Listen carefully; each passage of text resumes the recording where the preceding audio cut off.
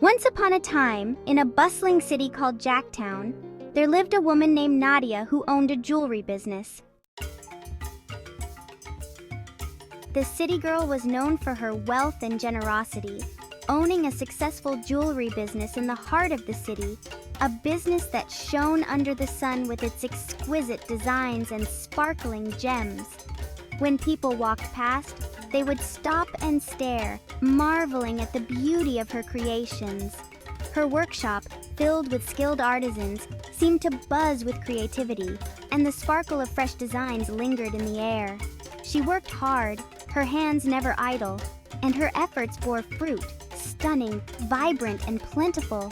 The city girl was famous not just for her successful business, but also for her skill in creating the most beautiful jewelry in the city.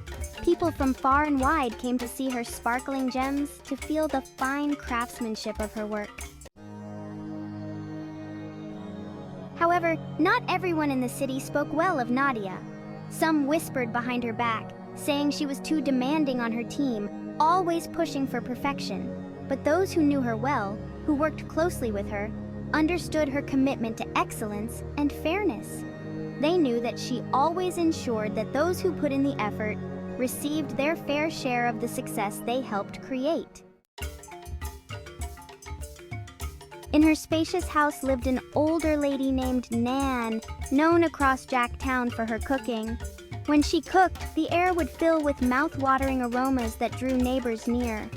Her dishes were comforting, the kind of meals that made people sigh happily and say, "This is like a hug in a bowl." Nan was more than a helper. She was family, and the villagers often praised her for her dedication and warmth.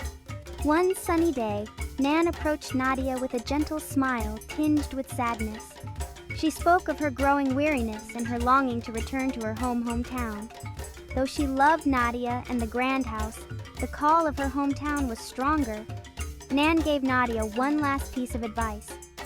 "You should find a new cook from our hometown, Jacktown.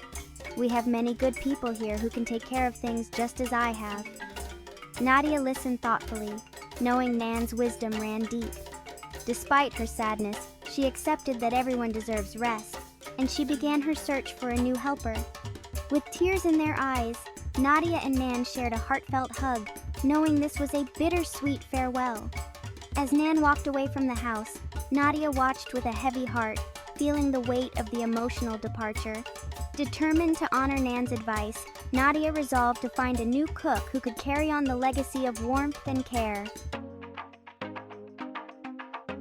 After Nan left, several young women from the city came to Nadia's home, hoping to take Nan's place. One by one, they demonstrated their skills, cooking and cleaning, but none seemed quite right. Nadia remembered Nan's advice to choose someone from her own community, but she also felt she needed someone truly special, someone whose presence would fit perfectly in her spacious, modern home. Days went by and still hadn't found a new maid. The house felt quieter without Nan's bustling energy and the tantalizing smells coming from the kitchen. Nadia missed her terribly, wishing to find someone who could fill the big house with that same sense of warmth and joy. One hot afternoon, as Nadia walked through her store showroom, checking on the inventory, she noticed someone approaching, a young woman unlike anyone she had ever seen. Her name was Linda. She was tall, slim, and strikingly beautiful, her golden hair shining in the sunlight, her smile bright as a summer's day. She moved gracefully, almost like she belonged in a royal palace instead of a shopping mall. Linda expressed her desire to work for Nadia, hoping to contribute to the flourishing jewelry business. Though Nadia was unsure at first, Linda seemed too delicate for the intricate work. She decided to give her a chance. Nadia thought that perhaps Linda could help in other ways, bringing a fresh perspective and delicate touch to the jewelry designs. With Linda's arrival, Nadia felt a new hope blooming in her heart.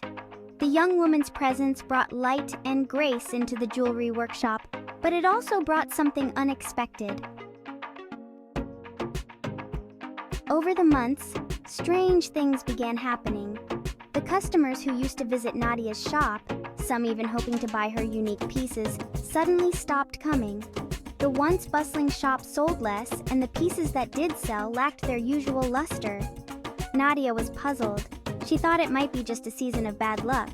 But as the days passed, things only got worse. The joy in her home was fading, replaced by a deep sense of unease. Desperate for answers, Nadia decided to consult a business advisor, an expert known for understanding the unseen forces that affected their business. The night before her planned visit, Nadia had a strange dream. In it, a deep, echoing voice warned her not to go to the advisor. "Stay home, Nadia," the voice said. Nadia thought about the story of Job from the Bible, which reminded her it was time to pray. She began to rebuke and cancel any hexes, curses, or witchcraft aimed at her. Suddenly, she a spirit of peace come over her, and a vision flashed before her eyes. Linda. Nadia immediately began praising Jesus for the victory. Send this to a friend who's been feeling the weight of the world lately by a coworker, fake friend, or boss to help them take back their power. Comment where you're from and subscribe for more story time. With a weight lifted, Nadia's home felt peace once again. The shopping mall rallied around her, restoring faith in the community.